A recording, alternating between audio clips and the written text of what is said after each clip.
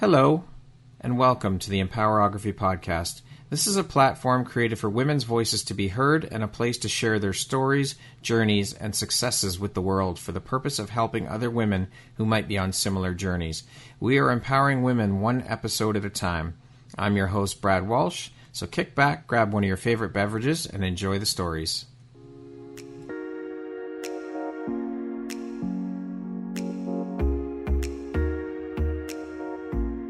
The world needs to hear your message and your story, so don't deny the world of that gift within you that the universe has given you. Someone out there needs to hear your story because it will support them in feeling hope, inspired, and even transformed. Do you want to discover how I help get my clients out of their own way, show up, and confidently share their message? I would love to extend an invitation to you to join me in my free masterclass, Start Your Own Podcast from Idea to Implementation, on Wednesday, April 5th at 1 p.m. Eastern.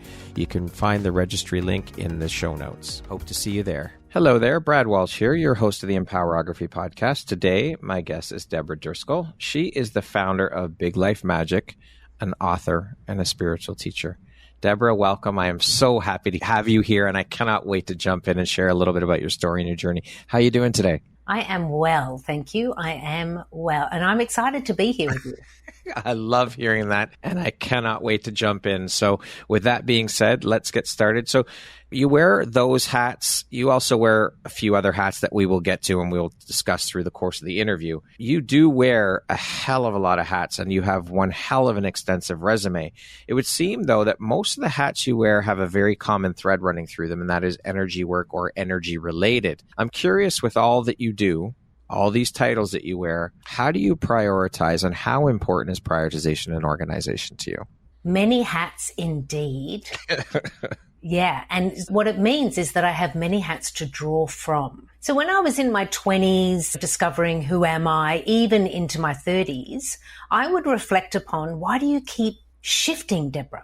You're studying this, and now you're working with that organization, and you're working with all of these things. And you're right in that one of the common threads, the major common thread, is energetics, like the energy of people, the human experience. But the other thread there, which is like the very close second right behind the energy, is storytelling. So I have had this amazing experience of being able to experience humans through their energy and their stories in many ways. As a community artist, as a healer, as a teacher, many ways.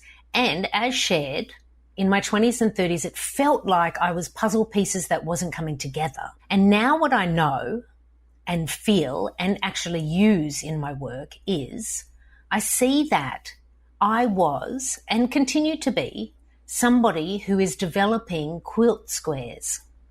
I like that analogy. Each quilt square creates the amazing quilt, beautiful, colorful tapestry. And so the work that I do gives me the ability to be able to work from the whole quilt. Some people may draw upon a particular square more than the others. Like an example of that might be when I was still living in Australia. This is about 15 years ago now.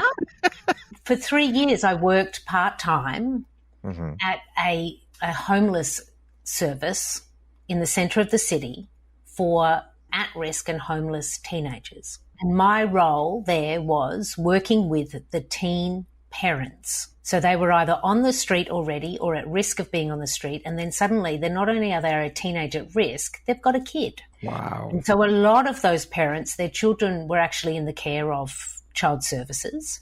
And they worked with me through the parenting program that I facilitated within the service in order to learn the skills to be a stable parent, and in the hope that they would get custody of their children back. Or for the people who still had custody, this was a condition by the court to maintain that custody. And so for 3 years, I was diving deep into attachment theory, deep into parent-child relationships, like what happens when we're little and how it relates to who we are when we're grown up. We can read about that, absolutely. We can listen to other people sharing the stories. But for 3 years, I was in a deep dive with people and their children in learning and understanding that. And now that attachment, how we attach to a parent when we're little and how that translates to our energy and the story that we're telling about ourselves, oh yeah, that's in my work now. So it's like the different squares of the quilt were almost like different classrooms I went into to learn different lessons about the energy and the stories of humans and how they interact to create the lives we lead. Love that. The storytelling is such an important piece because it is my belief, and I'm sure you would agree, every single person on this planet has a story to tell, and we need to share that story with the world. The world needs to hear your story. They need to hear your voice. It's your duty to do that, to share that, because it's going to help or resonate with someone out there. Absolutely. That's a huge part of what I do, is sharing my stories, and I share my stories honestly. I'm not the type of spiritual teacher who's only going to share the stories of, look what I achieved. Yeah. Or I overcame this. Yeah. No, I don't believe in that. I believe in sharing all of the colors of the rainbow in my storytelling so that it can also reflect to people that we do have so many stories within us, which means we have layers of lessons. And what I find in the storytelling work that I do is the storytelling work is a catalyst to open a portal of reflection for the listener so that they can access that story or the universal threads within that story in their own life.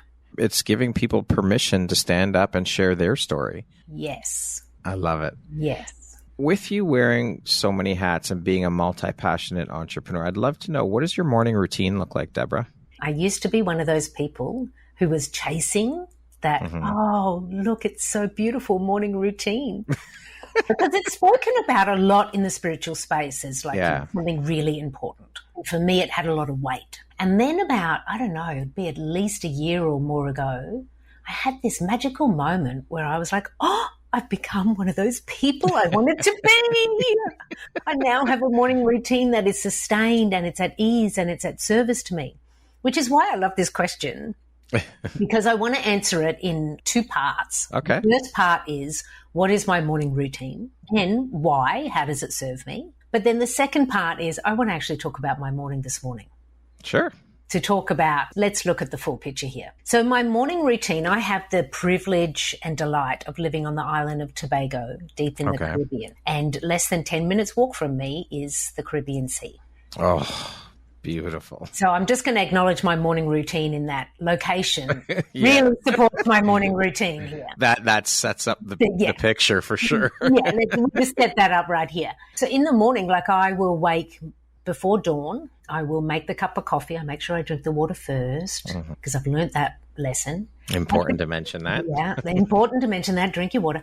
So I make my cup of coffee and I make my way outside to sit with my morning cup of coffee, listen to the birds, watch the light change in the sky, and hang out with me and my journal. And my journaling is whatever it needs to be that morning. Sometimes it's just gibberish. Sometimes it's I've woken with something on my mind that needs to be explored or expressed. Sometimes it's the continuation of working on a story I'm working on and a new layer of themes. Sometimes it's pages. Sometimes it's a couple of sentences. I don't have rules about the journaling.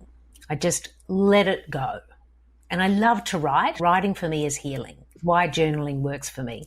It's not going to work for everyone in a morning routine. I start with coffee and writing. And then when that feels complete, I grab the swimsuit and the sun hat and I make my way to the ocean. And the first thing that I do is I walk, and I walk as long as I need to walk. Because for me also walking is balancing the left foot, the right foot, the left foot, the right foot, balancing left and right brain. It helps me to move my body and to just be with seeing the wider horizon, allowing my mind to open that far. But often what happens in the walking is I am walking out and working through any knots that are within me. So what we know about a knot is if you pull on it, it's going to get tighter. What you want to do is just ease out thread by thread to ease the knot. So some mornings the knot might be, I'm wondering about something in my business and what the next step might be. And so rather than pulling on that, sitting in front of my laptop, I allow it to ease out while I'm walking. Or another knot, and this was me earlier this year, particularly in February and March, A knot for me was a knot in my heart. My beloved elder sister, Kathy, surrendered her cancer journey in late December. And so the beginning of my year was the beginning of a new grief journey for me.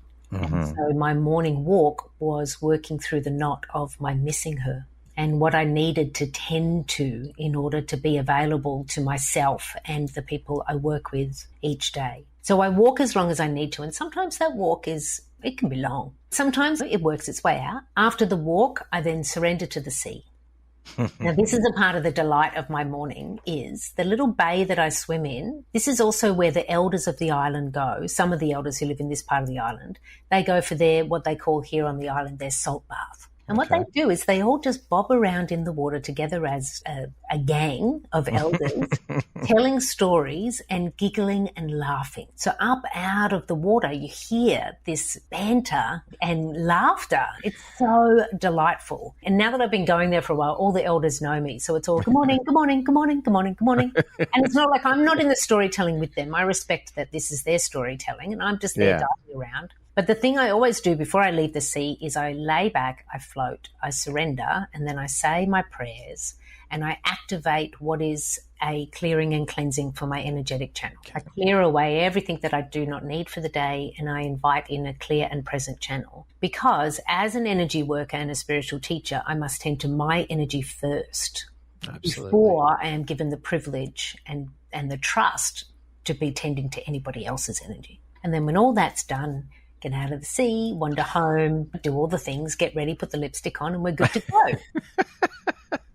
Love it. That's the morning routine. But let's be real here. This morning, my team and I were on a deadline because tonight I'm launching a 5-day intuition activation with my community and other people who have opted in for it. I'm really excited about it. And the last few days has been a lot of work in getting all the resources lined up, the email sequencing, all the things. And so this morning I woke and one of my amazing VAs who lives in London, different time zone, has already sent tasks that I need to tend to. So my morning was cup of coffee and the journaling, put that down, open the laptop, attend to tasks, working on that. Before I knew it, a lot of time had passed and I knew that we were meeting this morning. And I was like, if I'm going to get to the beach to unwind a knot and surrender to the sea to clear my channel, I need to go now.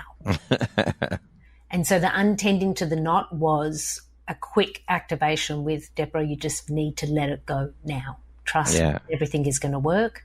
The surrendering to the sea was absolutely delightful. And I made it back in time for have a shower, put the lipstick on. But let's be real, I didn't have this luxury of I can journal as long as I want to, let me walk as long as I need to. And I share that because life is life. And a morning routine is something that is supportive of you. But if you find that it's no longer supporting you because it's this strict thing, or it's something that you have set up for yourself that's what you think you should do, not actually what's serving you, then it's not going to work. And if there's a morning where your VA in London is sending you a whole heap of tasks, or your children need your attention, or your husband has things that need to work out with you before the day can begin, whatever it may be, then allow that, because that's the morning of that day. Love that. Thank you for sharing that. Very important to note that. We have to go with the flow of life. Sometimes shit comes up and we got to deal with it. Absolutely. Right? And I'm not the type of spiritual teacher who says, this is the way. I think that sets us up for either pass or fail. For sure. And it feels then like there's a test that we have to study for and then sit. I don't think that's actually the magical playground. No, absolutely not. That's the purpose. A morning routine needs to be supportive of you, whoever you are, and the energy that you bring to each day. So I support people to find that. Debra, what were you doing for a living before making the jump into entrepreneurship, and what inspired the leap into entrepreneurship for you? As shared in the quilt squares, I have had this wonderful experience of working in Australia, the United Kingdom, the United States, some work in Sri Lanka. So in different parts of the world and with amazing organizations and community and non-profit organizations. And these different roles were all really interesting, and they always had this little intuitive nudge of, yes, this is amazing. Yes, be at service where you are now, but this is not the end of the story. And so for years, this was a part of my like, what is the story then? Like, I know I'm in this chapter, but what are we working towards? I spent years actually not knowing, but knowing I had this intuitive nudge that was saying, we're working towards something, pay attention, research is important, gather it all. And then my nudge into entrepreneurship was when I hit the peak of the learning where I realized I am supporting so many other people to build their businesses or to build their missions in the world. I'm really ready to build my own. I could feel that, like the intuitive nudge was no longer nudging. It was now screaming, singing, shouting, waving its arms, saying, you're ready. A 2x4 in the back of the head. Yeah, it's time. Step into the magic. Yeah. I love it.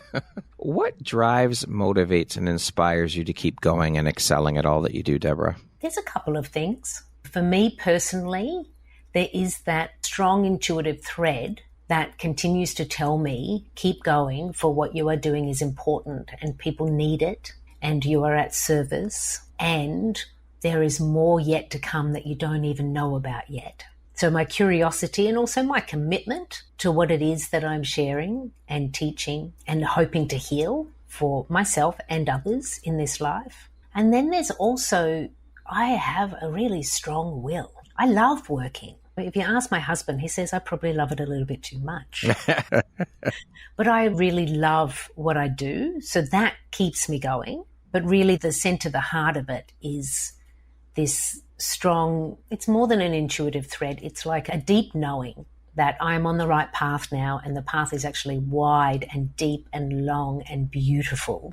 So stay there. That makes it so easy when we're so in alignment with our mission or the work we're doing to dive into that work so deeply that really you don't even pay attention or notice how quickly the time goes. And before you know it, you've been at work 10 hours and the time is gone. So you don't really pay attention to it. You don't realize it because you're so enthralled in the work you're doing because you love it so much. You have such a deep passion and yearning to do that work that you don't realize how much time goes by. And I think that's something that we do have to be mindful of as well, because we do need to take that time for ourselves. And although the work that we're doing doesn't feel like work, it's still taking away from other things. So we have to be very mindful of that as well. I think that's very important to mention. Yes. And that's exactly what I did a couple of days ago. So as shared, I've been working on this 5-day activation that launches today and other aspects of my business. It's been a really excitable time, which I'm very pleased about, but it also means,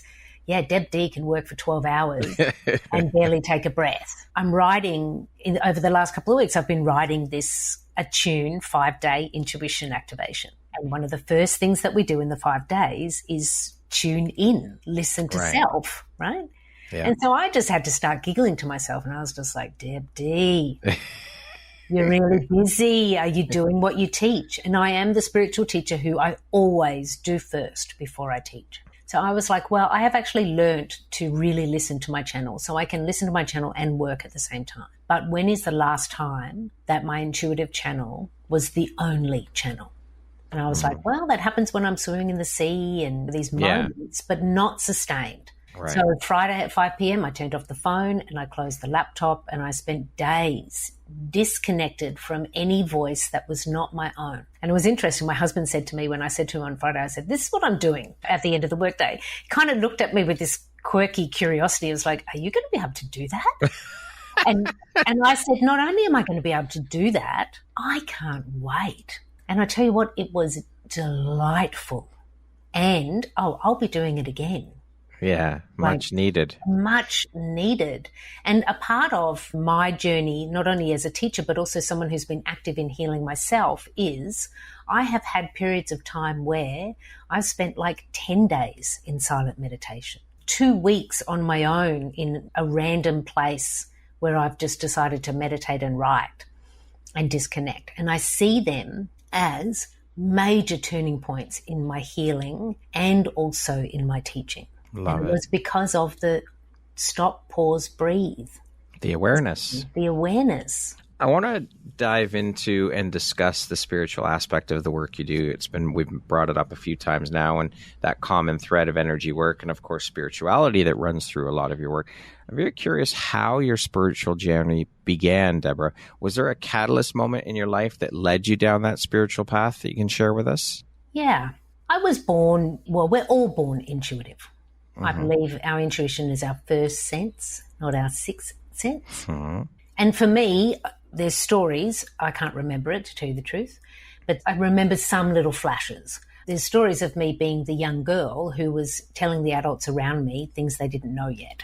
And it freaked them out a little bit. And so I, as an intuitive, sensitive child, picked up on this energy and I understood it as this isn't right. And so from an early age, I actually closed down my channel. And it was still present as I was learning and growing and being a young girl and then a teenager, and it would come through in these moments. But I was not focused on it, and it definitely wasn't the open channel that it is now.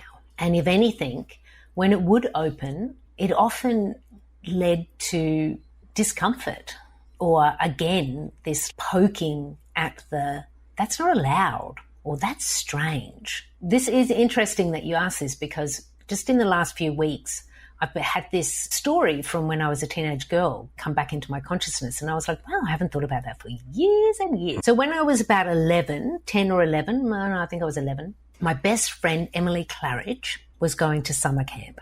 And I was a little bit jealous. I was like, I want to go to summer camp. And this is in Australia where summer camp back in the early 80s, it wasn't something that a lot of Australian kids did, not like other parts of the world where summer camp is a thing. And so Emily was going to summer camp and I wanted to go to summer camp. So Mum, Dad, can I go to summer camp? And they were impressed by my desire to want to do something different and to be independent. And so they met me there and we found a camp that still had a vacancy and I got in. I didn't get to go to camp with Emily Claridge, very disappointing for me. I did get to go to camp. So for a week, I was there staying in the dorm room with the other girls and we're doing the adventures. And one day, one of the girls in our dorm room became ill. Like it was a stomach bug or a headache. I can't remember the detail now, but it was something where she didn't get to come on the activity for the day. She stayed at the dorm. We're all coming back from the activity for the day and everyone's talking about, I hope she's okay. And there's this high teenage girl drama of, oh my God, somebody's ill. I hope she's okay. And I got this intuitive hit. She's going to be okay in a day. After she rests, she will be fine tomorrow. Right? Came very clearly. So I've just come from this activity. I'm walking back through the bushland that we were in back to the cabin. And without thinking, I just say to the girls from my dorm room, she's going to be okay. It's just going to take a day. The exact words that I'd heard. And I got slammed. There was a stop. There was a turn. How dare you? She's ill. You. And it was horrible. Teenage girls turning on you. They ostracized me for the rest of camp. And I was then told again by me, being intuitive is dangerous. Don't share what you receive. People don't like it. So when I was young, it wasn't an open channel because it didn't feel safe. And then when I was 18, turning 19, I was accepted into a university degree, which was to study theatre. So I left my family, went to the big city and joined a whole motley crew of other drama theatre kids in a university degree where we're studying literally the drama of life. And I'm talking with the characters, amazing people, some of them who I'm still really close to today. This is like a long time ago now, more than 30 years. And it was then that I kind of found myself again I'm allowed because everyone at theatre school, we all had quirks to our character. So it felt like a space where I could actually really be me. I was about 19 and I see a deck of tarot cards in my hand. Like, I can't remember how I got that deck. I don't remember that part of the story, but I do remember shuffling those cards. I do remember feeling like I had come home. And there were many people who I was studying with at university who really wanted a reading from Deb because it was fun and we were in play. But what I remember is I knew how to read the cards. And sure, I still needed to study and do all the work I did around tarot in that first chapter of me actually learning to be a channel and learning to be a teacher and a healer. But it came really easily, naturally. And I was like 19 and going, I'm good at this.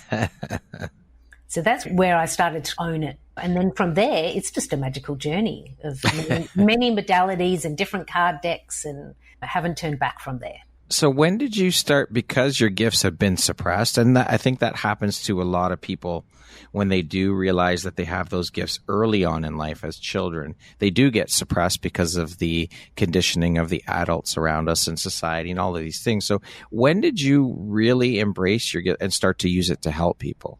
For years, for me, it was an exploration, and I was the student and I was soaking up everything and sharing it with the people around me, whether it was a card reading or mixing oils when I'd learnt aromatherapy back in the day before aromatherapy was really a thing that everyone knew about. But one of the bigger turning points for me was when my son Sage was in his first year of life, I chose to not work. Which for me, as shared, I love to work. That was a big deal for me because I knew I only get this first year once and I don't want to miss anything. Yeah.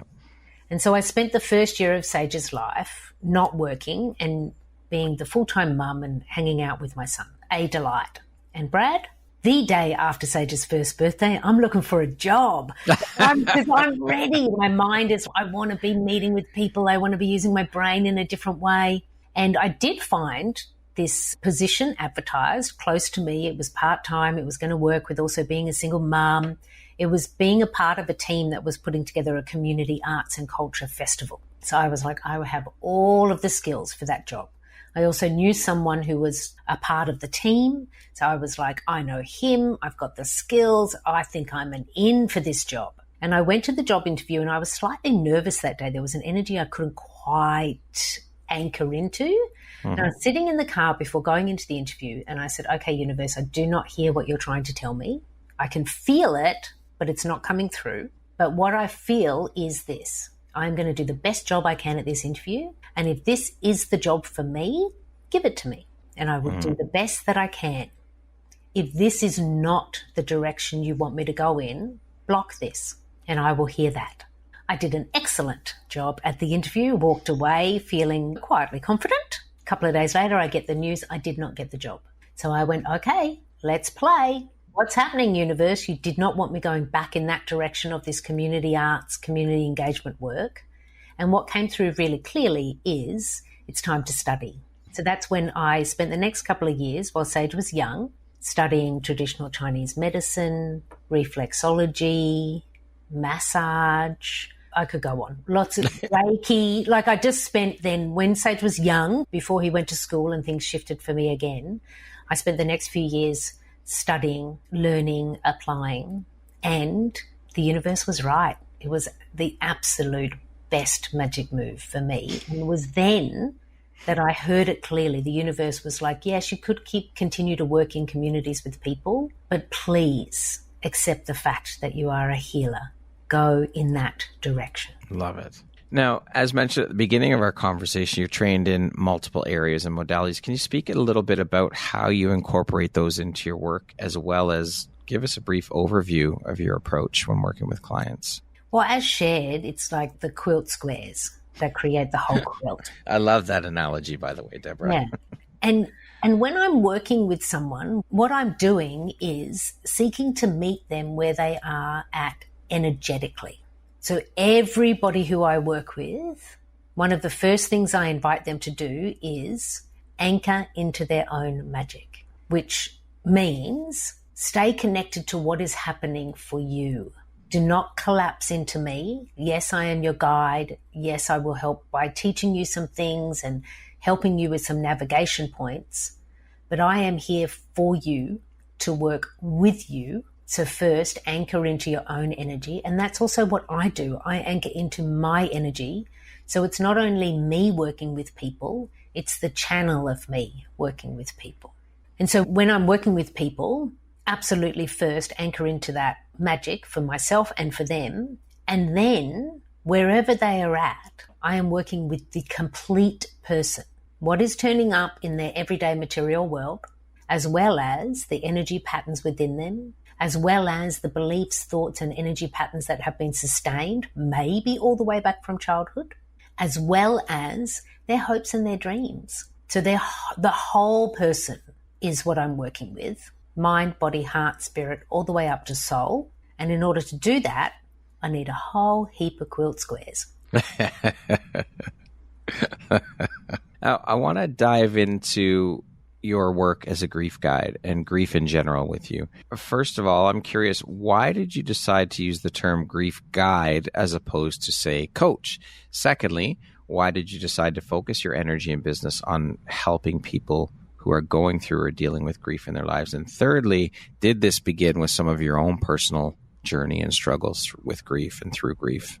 I'm going to answer that in reverse. Okay. The third question, the second question, the first question. To me, that's how the narrative goes, like in the storytelling of it. So as shared, I have spent years being the teacher as well as the student, as well as the practitioner and the healer. And all of that creates who I am as a whole person. And then 10 years ago, who I am as a whole person was broken open. On the 3rd of April 2013, I woke to the day and my son, Sage, did not. There was no warning. During the night, his heart had stopped and his spirit took flight. So I woke that morning to go and wake him in his bed, and he had been gone for hours. His spirit was already in flight, and I'd missed the exit. So on that day, I shifted from being a single mother to a grieving mother. Wow. In that moment. And it was completely shocking because he wasn't unwell. He wasn't sick. It was complete, okay, now sliding doors. You are now in a whole different reality. And a few days later, I'm at home and I'm crumpled on the kitchen floor. This is where I'd collapsed when my legs just couldn't hold me any longer. And I can hear my family and friends out in the back garden, and they're sharing stories and pouring wine. This is the Australian version of sitting shiva.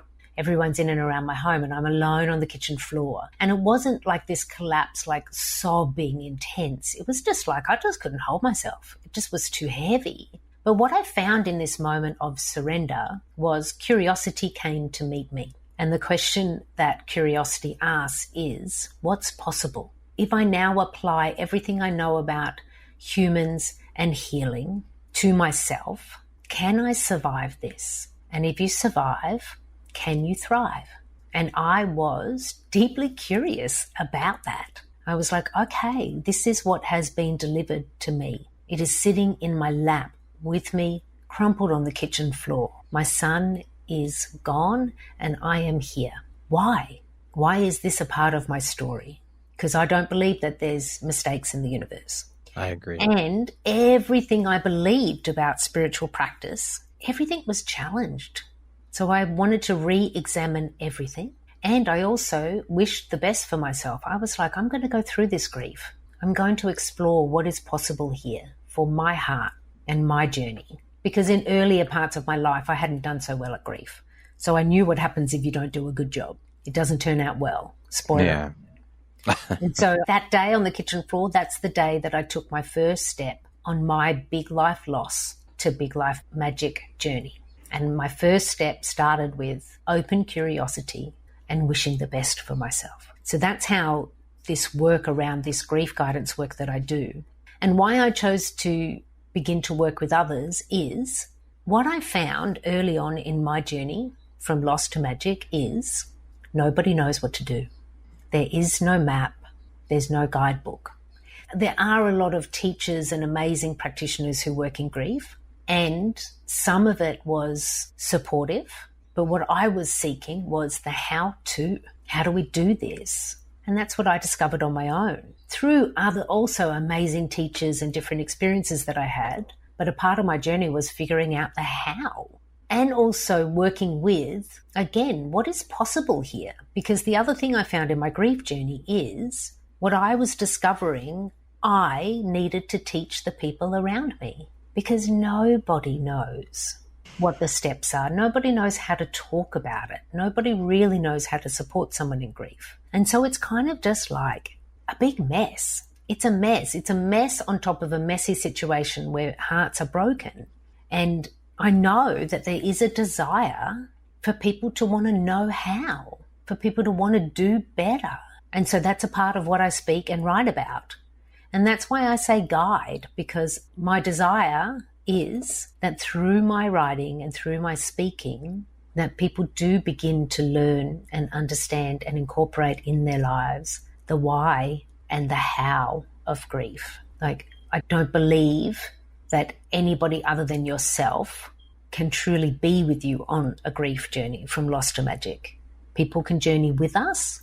They can assist by guiding us or supporting us. But grief is about your heart, and your heart is yours. It is a much needed service in the world because we don't know how to handle or deal with grief. More so, we don't know how to support people in grief. As you said, that is the biggest lesson that people need, is to be taught how to support people, because people don't even know what to say. And so many times they end up saying the wrong things, and it could end very badly saying the wrong things depending upon who you're speaking with. I think it's better to just, in my opinion, through my experiences with grief as well, I think it's better to just say, I'm here if you need me. I'll be here to listen. And that's it. You don't need to say anything more. Just being there, I think, speaks volumes. That lets the people know. Yes, and because the just being there means I'm not going to try to fix you, because that's where a lot of the danger is seeded, because people want the discomfort and the pain to go away for the person that they love or care for. So they think the best service they can give is to help by fixing, taking the pain away. Right. And that's not the point. Our hearts break on purpose so our souls can bounce. So what we actually really need to do is to stay with the pieces of our heart as we put it back together, which is why a part of what I write and speak about, and I'm so happy to be sharing it now in this moment to everybody listening, this is how you can support someone who is grieving. Ask them, how is your heart? The reason that question works is when you ask somebody, how are you? People in grief literally cannot answer that question. The mind is not working the way it normally works. The nervous system is completely hijacked. It's really difficult to identify, how am I? Or if someone says, tell me what you need. We don't know what we need because grief there has scrambled so much. But what we do know is my heart is broken. Grief is all about heart repair. So if you actually want to be at service to somebody and support them, ask the question, how is your heart? And then just listen. There's the key right there, is this, using your ears. Listen, we have two ears and one mouth for a reason. So and I also say, what about if you listen with your heart? What about if you just listen with your heart? Let hearts have a conversation rather than minds. Yeah. I love that. Thank you so much for sharing that bit of information, Debra. That'll be really helpful for people. So how have these experiences then helped shape the Debra you are today, both personally and professionally? Yeah. So in terms of, let's talk about hearts for a minute. I say, and I believe it to be true because it's beating within me, the heart I have now is completely different than the heart that I had when Sage Joseph was living in the world with me, earthbound. Now, there was nothing wrong with my heart before. It was doing its best and learning lessons around love. But yeah, it had some edges. And it also had a very well-crafted, sculpted wall of ice around it. I was an excellent ice queen. I played that character really well. And there were some things in my life that could thaw it, Sage Joseph being one. But also there was a lot of things in my life up until then that actually just gave me reason to build the wall higher. And then Sage died, and all of that ice and my heart completely shattered into a million pieces. And I went on the journey from loss to magic, big life loss. This took a while, Brad. This isn't a quick journey. No. And I went on this journey to pick up all of those pieces and figure out how to stitch them back together. And what I found is this, the energetic heart and why it breaks. So I talk about hearts break and souls bounce. I believe our hearts break on purpose. we will meet a big life loss so that our heart breaks, so that we are given the opportunity to put our focus on our heart and not our mind and work on this heart repair. And when we're actually attentive to heart repair, it's working on strengthening the energetic heart. So I like to say, imagine you want a well-sculpted bicep. If you want that, you're going to work it. Yeah, for sure. You're going to get the weight, you're going to do the bicep curls, and then the next day, your bicep is going to be sore. That's going to give you the indication that you've done the work. And the reason the muscle is sore, now this comes from my massage therapy training, see? The reason the muscle is sore is because the muscle fibers have literally broken because you worked them out, worked them to the point of snapping, breaking, stretching to the point of broken. And then in the healing, because our amazing body is so amazing, it will work to pull those muscle fibers back together, to heal them. And when they pull back together and heal, they in turn strengthen. You do that enough times and whoa, look at that bicep now. Yeah. You have strengthened the muscle. Exactly the same thing happens with our energetic heart. It breaks on purpose so that we then tend to pull all of those threads back together, and in the pulling of them back together, we strengthen them, which means we strengthen our energetic heart. So for me now, my energetic heart is strong. I have been working it out for 10 years. It is well sculpted, nice shape, healthy heart. And that informs who I am today. Like the way I understand love, completely different now. Compassion, surrender, allowing. There's so many layers to it. And that has everything to do with the fact that I surrendered and said yes to my big life loss journey and worked the repair of my heart. That's why it's well sculpted now. You are willing to put in the work, which is the same. Yeah. I mean, we have to utilize that skill set across the board with everything in life. You have to put in the work. If you want to achieve something, you got to put in the work. It's not just going to fall in your lap. You have to work at it. So thank you for sharing that. I love the analogies there, and I think it's brilliant. Now, with grief, as we both know, it's a very tough road to navigate, and everybody deals with that road in their own way differently. What are a couple of suggestions or tools besides the one you mentioned that you have in your tool belt that you can recommend to the audience listening if they're going through their own grief struggles right now that they can implement immediately to start helping themselves through the process of grief? I am so happy to help. First thing I want to share about big life loss and our heartbreak is what I call the 4 Ds of loss. I believe we will all meet at least one if we have not met it already. The 4 Ds are death, divorce, diagnosis, or the dream that doesn't come true. So I just want to acknowledge that for everybody listening, which D has met you or which D is pulsing in your heart now. Because I think grief gets a lot of attention when someone dies. Yeah, for sure. Whereas grief is actually universal and it is a part of our human experience and also a part of our love evolution. So for whatever big life loss you are currently experiencing or will experience, the first thing to know is the shock lasts longer than we give it time for. Early in a grief journey, a big life loss journey, I encourage people to find ground again. Make your promise to yourself because it's got nothing to do with anybody else except you and your heart. And make this promise not as like a lofty thing of, well, I promise that. Like make it something that actually means something to you, because the promise to always wish the best for myself is my greatest fear in my grief journey is that people would pity me. And I knew that my fear that people would pity me would mean that I would go into Debra Driscoll overdrive and not show people my pain. And I was like, well, that's not going to be helpful. So instead of fearing pity, I decided to wish the best for myself. So my wishing the best for myself made sense to me.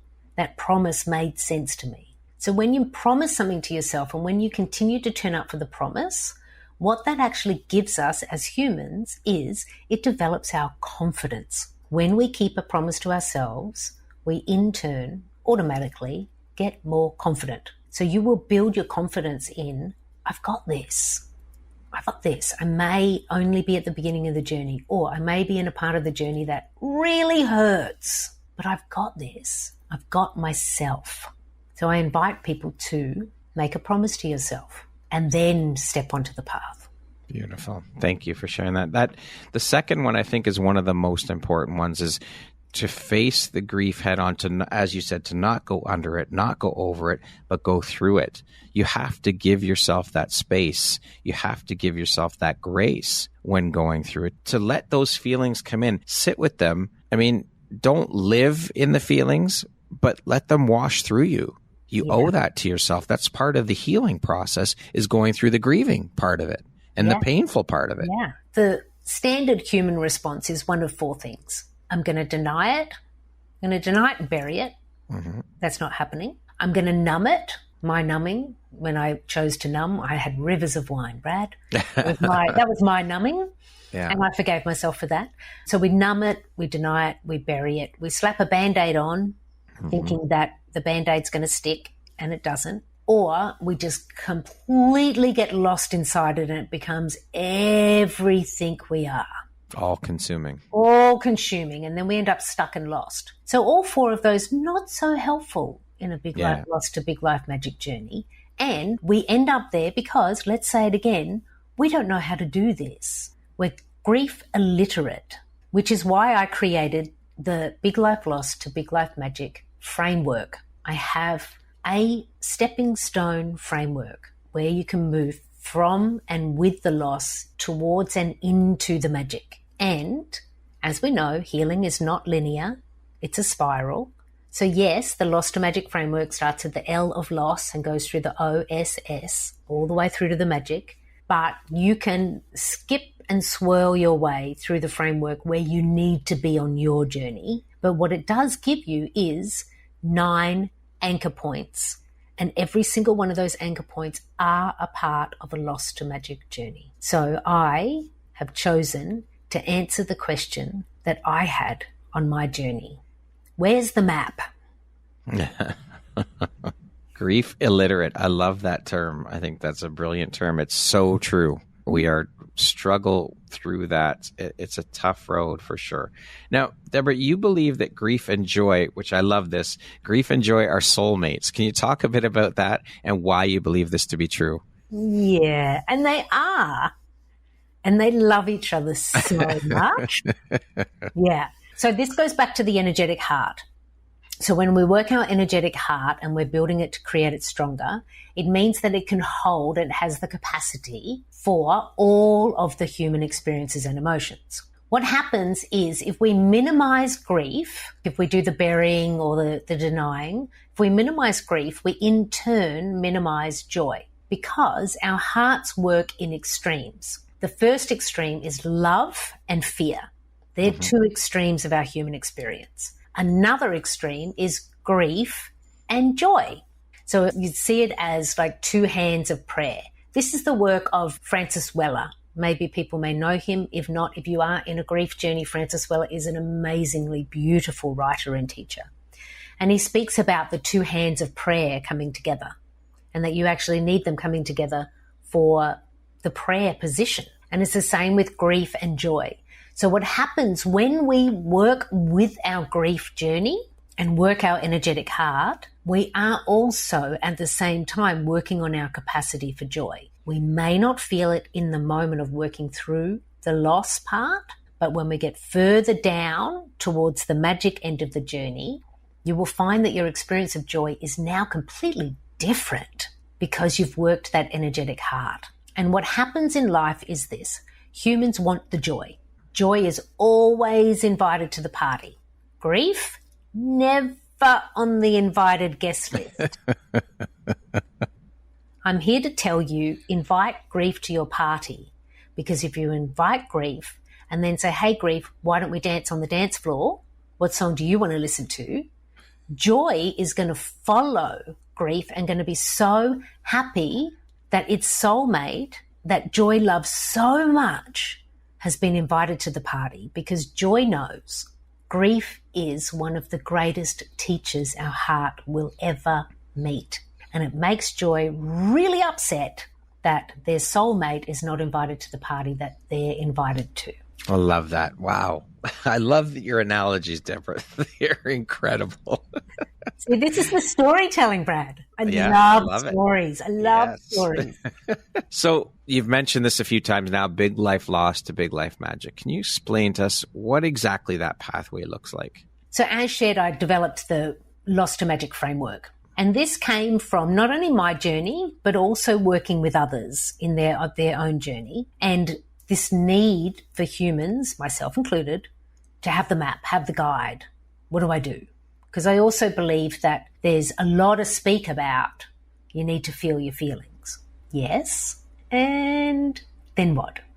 Do I just sit in them? Or and our emotions are a gift to ourselves, our human selves, to shift energy. So we want to see emotion as emotion, energy in motion. So it's like, how do we work that? So the Loss to Magic framework is literally LOSS. There's a bridge to MAGIC. And each of those steps has particular activations, exercises, and lessons around how to be with the parts of the map that you're on. If you're on L, right at the beginning, and maybe a place you need to return to, L is all about love and loss. So when you're in the L part of the journey, you're actually looking at, what am I learning about love? What does this mean for my heart? And we explore love in a whole heap of different ways. And we also explore the loss. What have I lost? What does this mean for me? Because what can often happen in the loss is it gets focused on the person or the thing that has been lost. And that's actually not where the loss focus should be. The loss focus is deeper than that. So that's L. Whereas say we want to get to the first S, that first S is sadness and screaming. So it's about, okay, how do we express these emotions? How do we actually channel them? And what are these emotions teaching us? What is the movement of them? So each step in the Loss to Magic framework, in the journey, has the understanding around, why is this a part of our human experience? What is this sharing and teaching with us about love and ourselves? And then some literal how-to activations and things that people can do. Beautiful. Thank you. I would love to speak a little bit about your book. You released last summer, right? Correct? That was last summer you released that? Yeah. So last summer was the re-release of the audiobook version. Okay. The original release was in January 2020, and we all know what happened. Yes, we do. Can you share with us about the book, the title, subject matter, all of that good stuff? Absolutely. I loved writing the book. I loved it more than I thought I would. And I knew not very long after Sage died that I would write a book. I was told that very clearly through my intuition, that a book was being written as I was healing. And it took me 5 years to begin writing the book. And I began writing a series of surrenders, a memoir of grief, when I was ready, because I was clear about this. I will write a book when what I have to share is at service to other hearts. I was very clear about the fact that I do not want to write my story so that I can write my story. I knew right from the beginning, this will be at service to all hearts. So Deborah, work on your own heart first, and you will know when you are ready. And 5 years later, it was clear, oh, you're ready. And so then goes into the delight of writing a series of surrenders. And originally, I thought a series of surrenders was going to be about Sage's death and what happened after Sage has died and everything my heart has learned. But what actually happened is the story expanded to the first two big life losses I experienced. When I was 19, turning 20, Nick, the very first man I had ever fallen in love with, chose to take his own life. Wow. He called me up on the phone and said, I'm sorry and I love you. I thought he was apologizing for a fight that we'd had the day earlier. He wasn't. He was apologizing for the fact he was just about to break my heart by taking his life. I knew he was at that edge and I was trying to pull him away from that edge. And then 7 months later, when I was 21, my father suffered a heart attack that took his life. Holy shit. So I'm 20, turning 21, and I've lost the very first man I ever fell in love with and the very first man I ever loved. And I'm 21 at theatre school. And what I know about grief then is it takes about a year. You got to feel your feelings. And apparently there's something about 5 stages. That's all I knew, right? Yeah. My whole peer group is grieving Nick. My family is grieving my father. Nobody knows what to do. So my response was light some candles, drink a beer, light the next joint. I mean, I'm 21. Yeah. This is what I'm doing. I'm feeling my feelings, Brad. Anyway, no, I'm not going to do any spoiler alert, but that doesn't go so well. So the series of surrenders actually starts back with my early process with grief, where I didn't move through the loss towards the magic. I got lost. And it starts there all the way through to Sage being with me in this life, his death, and then all the way through to where I am now, which is in the lived reality of my big life magic with my husband here on the island of Tobago. Beautiful. And so how difficult or how cathartic was the process of writing this book for you, Debra? Again, I actually found it to be a delight. Like, I love storytelling. Mm-hmm. I love creativity. And the thing about the writing was, because it's memoir, the memories are coming up and out. So there were definitely some days where, it hurt. And there were some days where it was like, oh, wow, my memory is giving me that scene. I forgot about that. But I began writing when I was living up in New York. I was living with one of my sisters in our Brooklyn apartment, and I'd write on the weekends, and I'd find that Monday, Tuesday were really difficult because the memories were sticking to the walls of my apartment.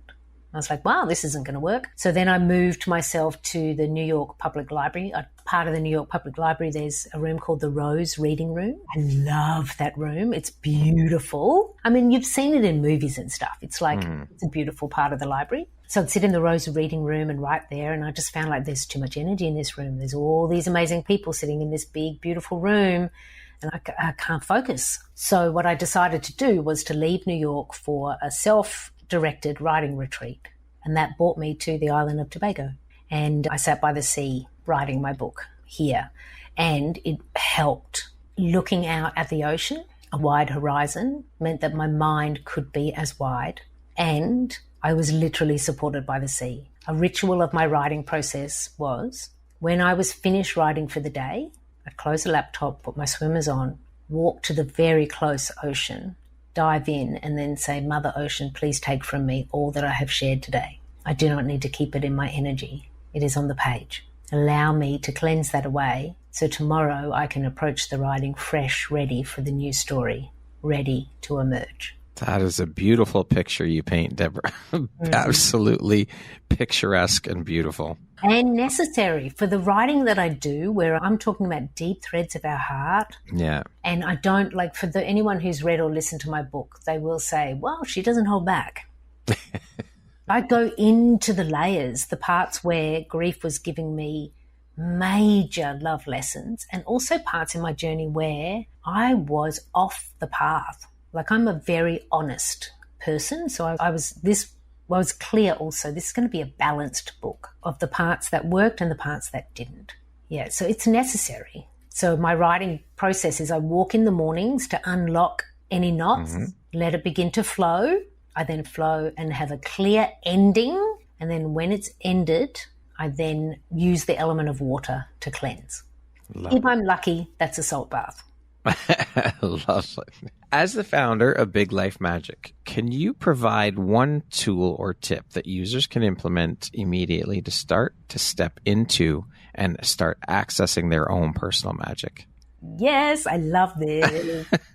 Yes. This is what I say in the community and the people that I work with. I say to them, you are the magic. Now, what happens in this spiritual realm space and spiritual teaching or the magic space is often we seek another or something outside of ourselves for the thing that's going to help or give us the clue. And you are the clue. You are the magic. Your soul is a speck of source. You are the universe.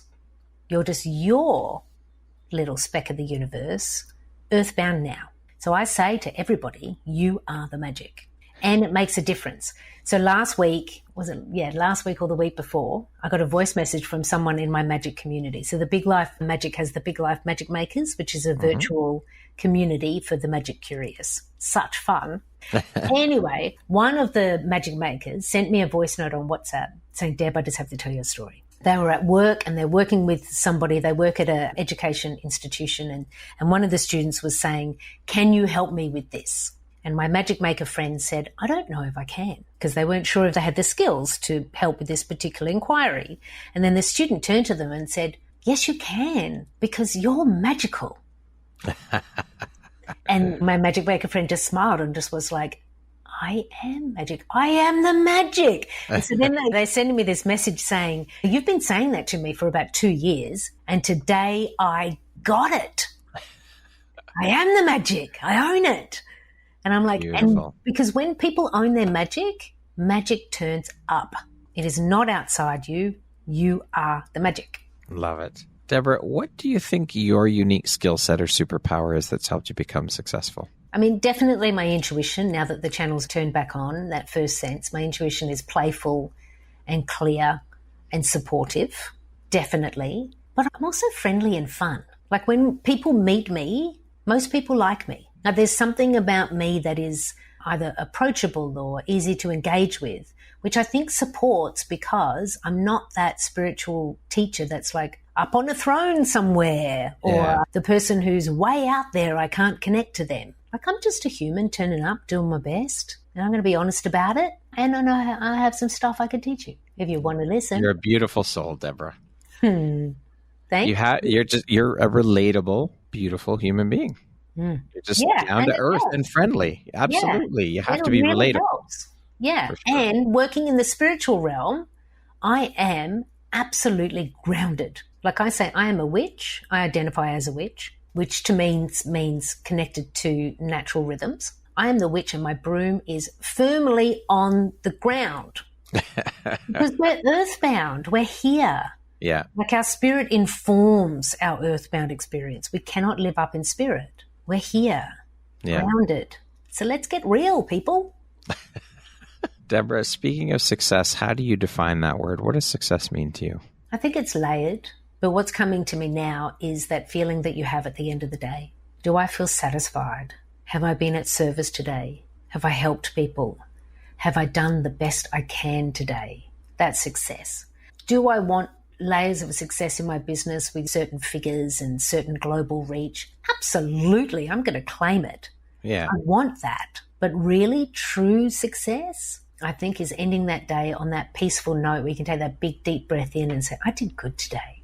I would agree with that for sure. Yes. I mean, let's be honest. We need money to survive. Mm-hmm. And sure, we want to reach people. Part of that, having that reach and being known all over the place is part of our impact, is part of giving back. But it's not, at least for me, and I'm sure you're the same, it's not the be all and end all. It's about feeling good about what you've done and being in service, which is the first and foremost, always, is being in service. Always. Yeah. Yeah.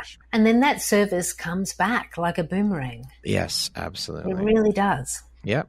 What would you say, Debra, is one of the most important things you've learned in your life? And what was your life like before learning it? And what was your life like after you learned it? One of the most important things I've learned is it's all about love. Why we come earthbound, why we're here doing what we do is actually to learn about love and all of the layers of love. Now, in my earlier days, if someone was to say to me it's all about love, I'd probably get a little bit of vomit in the base of the throat. It's one of those people talking about the love stuff, you know? And one of the great lessons I learned through Sage's death was I really learned how to be with love, to understand that it is actually all about love. And it's not about the Disney or the Hallmark version of love. No. It's much deeper than that, and it's layered and it's exquisite. And my lived, beating world now is completely different because if ever in doubt, worry, concern, fear, have a question, I return to love. If in doubt, add more love. If I'm not sure what to do, what would love do? If I feel like I want to try really hard to fix someone, I say, no fixing. Your only job is to love them. At the end of it, every answer can come back to love. Love that. What does the word empowerment mean to you? You know, empowerment to me is that anchoring into your own magic, anchoring into self and accessing whatever is within you to share or be at service. You are empowered when you have access to that. And your empowerment might be, I am at service to the 3 children in my home, or it may be at service to the 3 million people who are reading my books. Empowerment doesn't care about that. Empowerment anchors into, are you connected to it? And then is that empowerment channeling out and through you? Love that. Okay, we're going to jump into a little rapid fire section here. So the next grouping request just be 1, 2, 3 word answer type thing, okay? Okay. How would you describe yourself in 1 word? Friendly. If you could be remembered for one thing, what would that be? She invited grief to the party. I love that. What never fails to make you laugh? My sisters. If you could teach the world one thing, what would that be? It's all about love. What is your favorite self-care practice? Swimming in the sea. And that concludes our rapid fire section. Now back to our regularly scheduled program. What aspect of your personality do you think has been the most helpful in your career?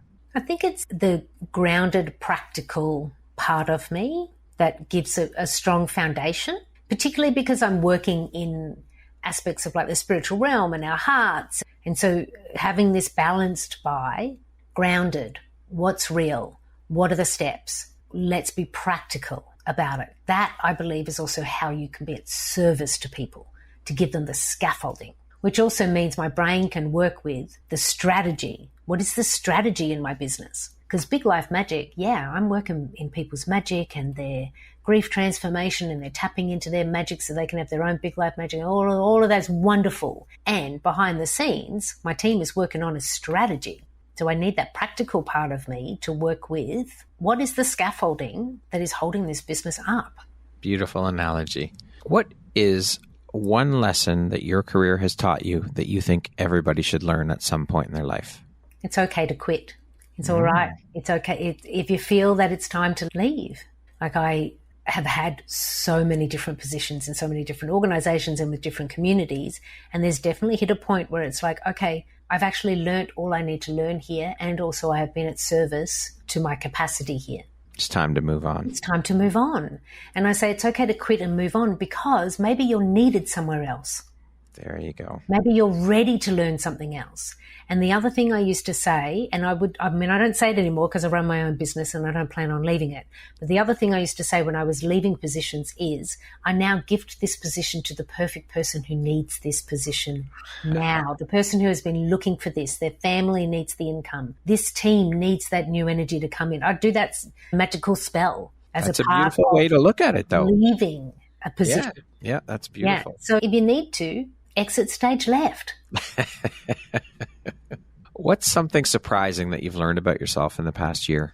Yeah, I have layers of resentment. Something surprising I've learned about myself.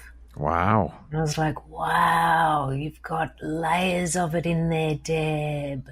When I really stopped and looked, and this is a beautiful gift that I'm being given at the moment because my life is literally leveling up in what my husband and I are building here on the island of Tobago with our Big Life Magic Dream, which is our retreat center, with what my business is building, with how I'm growing up in the world. And what happens when we energetically move up, get an energetic upgrade, is it also ups the ante on our expectations. And when we have an expectation, it's either going to be met or not. And when it's not met, it can result in resentment. And I had all these big, amazing dreams, and I like to move fast, Brad, and they weren't coming fast enough. And so because expectations were not met over the last year or so, I unconsciously have been building a bank of resentment. And so now, we're working our way through those layers, Brad. Doing the work. I love it. The work. I love it. I'm just like, well, here we go. I've never actually sat with resentment. What's resentment got to teach me? Because I know emotions are energy in motion and resentment is there. And okay, resentment, take me for a ride. Let's roll up our sleeves and let's do this.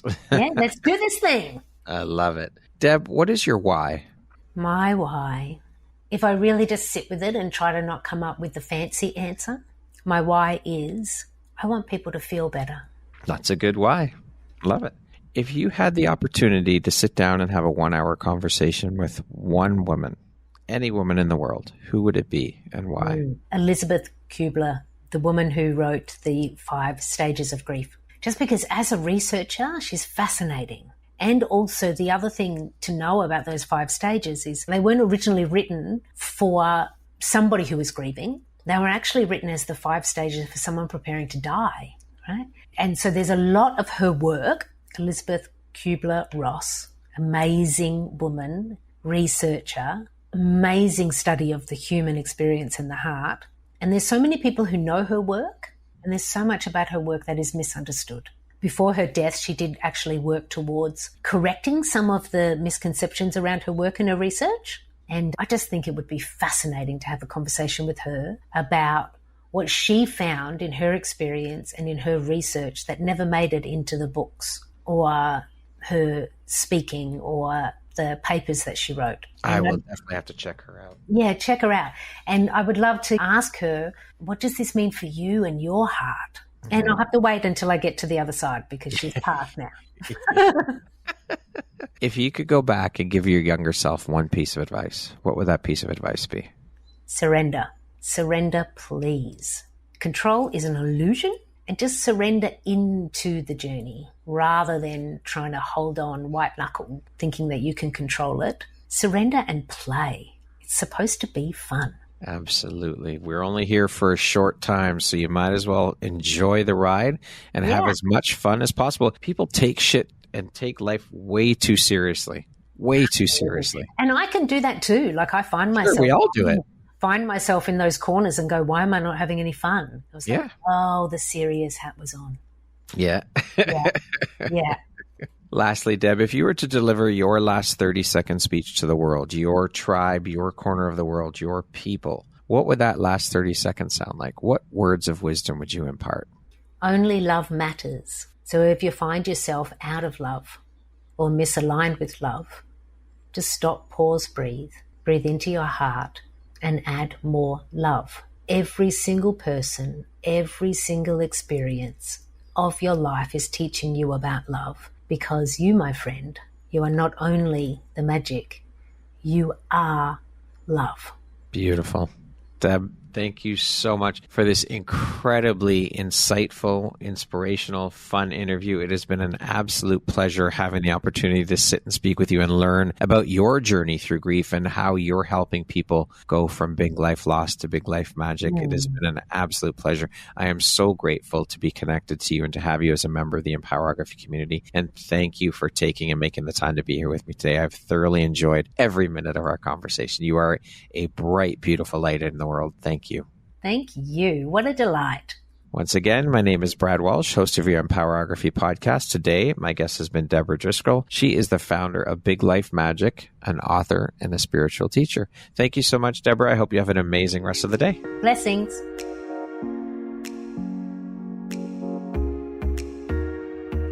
Thank you very much for listening to this podcast.